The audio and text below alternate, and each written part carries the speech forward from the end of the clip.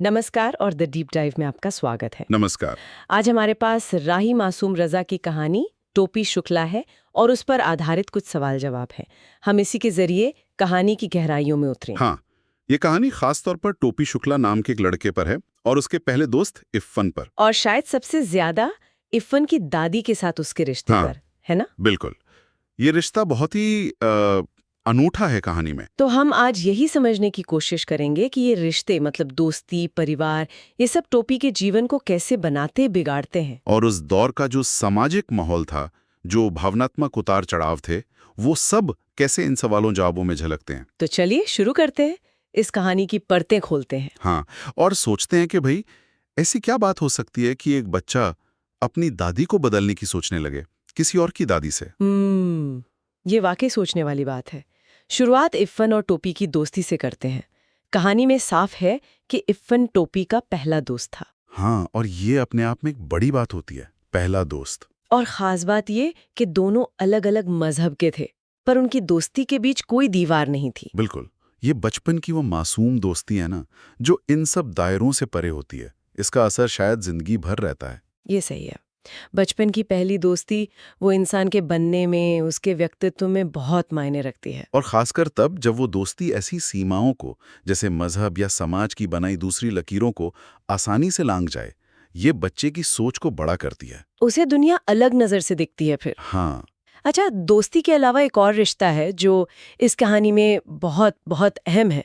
इफ़न की दादी। हाँ, दादी का किरदार तो जैसे कहानी के केंद्र में है। उनका परिचय भी बड़ा दिलचस्प है कि वो जमींदार की बेटी थी। मायके में तो खूब ऐश की, दूध घी खाया। लेकिन फिर शादी हुई लखनऊ में, एक मौलवी के घर, और वहां दही तक के लिए तरसना पड़ा। ये उस वक्त की सामाजिक सच्चाई दिखाता है। महिलाओं के लिए मायका और ससुराल कितने अलग होते थे। हाँ, जमीन आसमान का फर्क। जमींदार के घर की खुली हवा और मौलवी के घर की बंदिशें। जहां गाने बजाने पर भी रोक थी।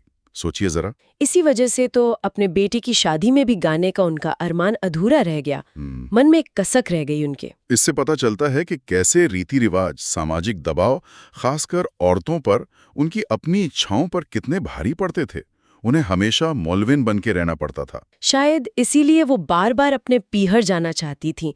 वहां शायद वो थोड़ी देर के लिए ही सही खुद जैसी रह पाती। हाँ, बिल्कुल। लेकिन इन सब बंदिशों के बीच भी दादी का अपने पोते इफ़न के लिए प्यार, वो कमाल का था। हाँ, वो उसे कभी डांटती मारती नहीं थी। बिल्कुल नहीं, बल्कि रात को कहानियां सुनाती थी। हाँ, बहराम डाकू, अनार परी, अमीर हमजा, न जाने कितनी। ये बहुत जरूरी होता है बच्चों के लिए। घर में कोई एक ऐसा इंसान हो जो बस प्यार दे, जिसके पास सुकून मिले। और कहानी सुनाना तो जैसे प्यार जताने का एक तरीका बन गया था। हाँ, वरना घर में अम्मी थीं, बाजी थीं जो डांट देती होंगी, अब्बू थे जो शायद हुक्म चलाते थे। दादी का प्यार इन सबसे अलग था। और कमाल देखिए, यही प्यार, यही अपनापन इफ़न की दादी ने टोपी को भी दिया। बिना किसी भेदभाव के, जैसे इफ़न वैसे टोपी। और टोपी भी उनकी तरफ खिंचा चला जाता था। क्यों? क्योंकि दादी की वो पूरब की मीठी बोली उसे बहुत अच्छी लगती थी। हाँ, उसे वो अपनी माँ की बोली जैसी लगती थी। भले ही उसके अपने घर में उस बोली को शायद थोड़ा कमतर आंका जाता हो। भाषा का ये कनेक्शन कितना गहरा होता है ना। बहुत गहरा। टोपी को उस बोली में घर जैसा, अपनेपन जैसा कुछ महसूस होता था। बच्चे तो बस प्यार और सुरक्षा ढूंढते हैं, जहां मिलता है वहीं चले जाते हैं। और दादी की बातें वो टोपी को गुड़ की डली से भी मीठी लगती थी। और जब दूसरे बच्चे टोपी को चिढ़ाते थे उसके नाम को लेकर या किसी और बात पर, तो दादी ही थी जो उसका बचाव करती थी, एक ढाल की तरह खड़ी हो जाती थी। शायद इसी गहरे लगाव की वजह से टोपी ने इफ़न से वो बात कह दी। तोहरी दादी हमारी दादी होते तो कितना अच्छा होता। हाँ, उसने सच में अपनी दादी से उन्हें बदलने की इच्छा जता दी। ये बहुत बहुत मार्मिक है। कहानी बताती है कि टोपी की अपनी दादी शायद थोड़ी सख्त मिजाज की थी, डांटने चलाने वाली। और इफ़न की दादी शांत, प्यार करने वाली। तो बच्चे को वो ज्यादा अपनापन वही मिला। ये दिखाता है कि घर का माहौल बच्चों की पसंद नापसंद पर उनके रिश्तों का कितना असर डालता है। लेकिन इस प्यारे से रिश्ते पर भी मजहबी तनाव की छाया तो पड़ी। हाँ, वो घटना जब टोपी ने घर पर अम्मी कह दिया। अम्मी शब्द सुनते ही, जो कि मुसलमान इस्तेमाल करते हैं, उसके घर में जैसे एक कट्टर हिंदू परिवार माना जाता था, जैसे भूचाल आ गया। खाने की मेज पर सन्नाटा, सब रुक गए, जैसे कोई बहुत बड़ा गुनाह हो गया हो। धर्म जैसे खतरे में आ गया हो। ये उस वक्त समाज में जो कट्टरता थी, जो एक दूसरे के लिए शक था, उसको दिखाता है। छोटी सी बात पर इतना। और नतीजा क्या हुआ? शक हुआ कि ये जरूर किसी मुसलमान लड़के से मिलता है और माँ और दादी ने मिलकर उसकी पिटाई कर दी। यहाँ ये बताना जरूरी है कि हम सिर्फ कहानी में जो लिखा है वो बता रहे हैं, कोई अपनी तरफ से टिप्पणी नहीं कर रहे। बिल्कुल। ये घटना दिखाती है कि बच्चे कैसे अनजाने में ही बड़ों के बनाए इन मजहबी तनावों के बीच पिस जाते हैं। भाषा यहाँ जोड़ने के बजाय तोड़ने का, पहचान का निशान बन गई। बच्चों को क्या मतलब इन सब से? वो तो बस प्यार पहचानते हैं। और यही मासूमियत टोपी और इफ़न की दादी के रिश्ते में थी। वो हिंदू, दादी मुसलमान, पर रिश्ता सिर्फ प्यार का था, मजहब से बहुत ऊपर। एक और दिलचस्प बात, दादी के 1000 बार कहने पर भी टोपी ने कभी उनके हाथ से कुछ खाया नहीं। हाँ, घर के संस्कार थे, इजाजत नहीं थी शायद, लेकिन जाता रोज था उनके पास, उनका प्यार पाने के लिए, उनकी बातें सुनने के लिए। ये रिश्तों की कैसी उलझन है, पर खूबसूरत भी है। अपनेपन की जरूरत इतनी गहरी होती है कि वो समाज के बनाए नियम कायदे, मजहब की लकीरें सबको पार कर जाती है। टोपी को दादी का साथ चाहिए था, प्यार चाहिए था, भले ही उनके हाथ का खा पी ना सके। ये स्नेह की प्यास है जो हर इंसान में होती है। कहानी में फिर एक बड़ा मोड़ आता है। 10 अक्टूबर सन 47। हाँ, कहानी में पताल सा लिखा है जिसे हम 47 समझ रहे हैं। ये तारीख टोपी के लिए बहुत भारी थी। क्या हुआ था इस दिन? इस दिन टोपी के पहले दोस्त इफ़न, उसके पिता का तबादला हो गया। वो लोग शहर छोड़कर जा रहे थे। और इससे भी पहले? हाँ, उससे भी बड़ा सदमा ये कि तबादले से कुछ ही दिन पहले इफ़न की दादी, जिनसे टोपी इतना जुड़ा हुआ था, उनका इंतकाल हो गया था। ओहो, मतलब एक साथ दोहरी चोट। हाँ, दादी चली गई और फिर जिगरी दोस्त भी चला गया। टोपी एकदम अकेला रह गया। और इसी दुख में कहानी बताती है उसने कसम खा ली कि अब वो कभी किसी ऐसे लड़के से दोस्ती नहीं करेगा जिसके अब्बू की नौकरी ट्रांसफरेबल हो, जिसमें तबादले होते हों। बचपन में ऐसे झटके, किसी अपने का जाना, दोस्त का बिछड़ना, ये बहुत गहरा असर छोड़ते हैं। अकेलापन महसूस करना स्वाभाविक है और बच्चे उस अकेलेपन से लड़ने के लिए अपने तरीके निकालते हैं, जैसे टोपी ने ये कसम खाकर किया। अपनी भावनाओं से बचने का एक तरीका शायद। हाँ। अच्छा, दादी की मौत के बाद इफ़न तो कुछ दिन और था शहर में, पर टोपी को उसका घर खाली खाली क्यों लगने लगा? क्योंकि जैसा हमने कहा, टोपी के लिए उस घर की जान, वो खिंचाव, वो दादी का प्यार ही था। दादी से उसे एक रूहानी रिश्ता महसूस होता था। उनके जाने से वो सबसे मजबूत धागा टूट गया। तो इफ़न के होते हुए भी वो घर अब वैसा नहीं रहा। हाँ, ये दिखाता है कि किसी खास इंसान से हमारा लगाव कितना गहरा हो सकता है और उनके बिना दुनिया कितनी खाली लग सकती है। ये अकेलापन फिर टोपी की पढ़ाई पर भी भारी पड़ा। कहानी बताती है कि वो 9वीं क्लास में 2 बार फेल हो गया। और दूसरी बार?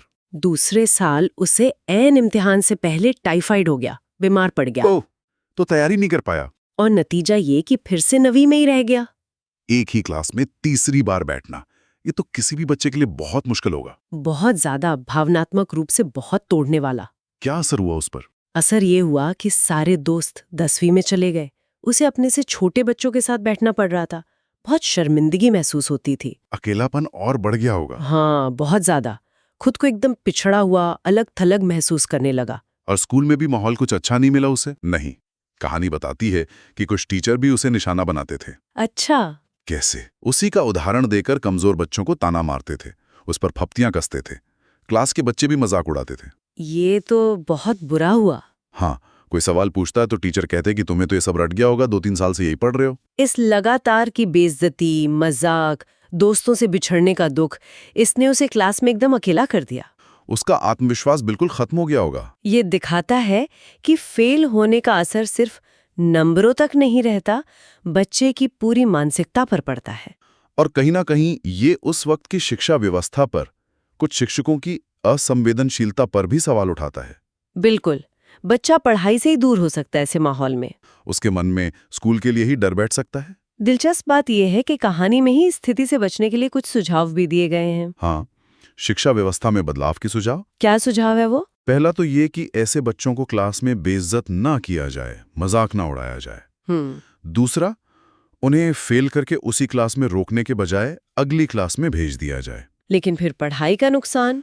उसके लिए शर्त यह हो कि अगले साल उन्हें दोनों क्लास का इम्तिहान एक साथ पास करना होगा। अच्छा, मतलब डबल प्रमोशन जैसा कुछ। हाँ, लेकिन पास करने की जिम्मेदारी के साथ और ये भी सुझाव है कि ऐसे बच्चों के लिए अलग से क्लास या ट्यूशन का इंतजाम हो, ताकि वो पिछला कवर कर सके। बिल्कुल।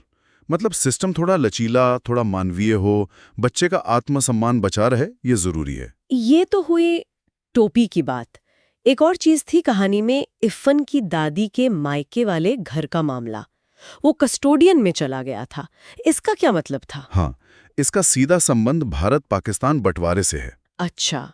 दादी का मायका उस इलाके में था जो बंटवारे के बाद पाकिस्तान में चला गया। उनके घर वाले कराची चले गए थे। और दादी की शादी तो लखनऊ में हुई थी। हाँ, तो भारत में उनके उस पुश्तैनी घर का कोई कानूनी वारिस नहीं बचा। तो ऐसी संपत्ति जिसका कोई मालिक या दावेदार ना हो, खासकर बंटवारे के बाद जब लोग दूसरे देश चले गए हों, उसे सरकार अपनी देखरेख में ले लेती है। उसी को कस्टोडियन प्रॉपर्टी कहते हैं। ये बंटवारे का एक और नतीजा था जो इफ़न के परिवार पर असर डाल रहा था। न जाने कितने परिवारों की जड़ें उखड़ी, संपत्तियां पीछे छूट गईं। हाँ, उस बड़ी त्रासदी का एक छोटा सा व्यक्तिगत पहलू। तो कुल मिलाकर देखें तो टोपी शुक्ला की कहानी के ये हिस्से हमें बहुत कुछ दिखाते हैं। हाँ, बचपन की दोस्ती की मासूमियत, उसकी ताकत, एक दादी का निस्वार्थ प्यार, उसका गहरा असर, समाज का बंटवारा, नफरत, उसका दर्द, और पढ़ाई में पीछे छूट गए बच्चे का अकेलापन, उसका संघर्ष। एक बहुत ही मानवीय तस्वीर सामने आती है। और ये सब हमें सोचने पर मजबूर करता है, नहीं? बिल्कुल, कि हमारे बचपन के कौन से अनुभव, कौन से लोग, कौन सी छोटी छोटी बातें अनजाने में ही हमारे जीवन की कहानी लिख देती हैं। जैसे इफ़न और उसकी दादी ने टोपी की कहानी लिखी। हाँ, उसे एक शक्ल दी, भले ही उस शक्ल में दर्द और अकेलेपन की लकीरें भी थीं। चलिए इसी सोच के साथ आज की बात खत्म करते हैं। अगली बार तक सोचते रहिएगा।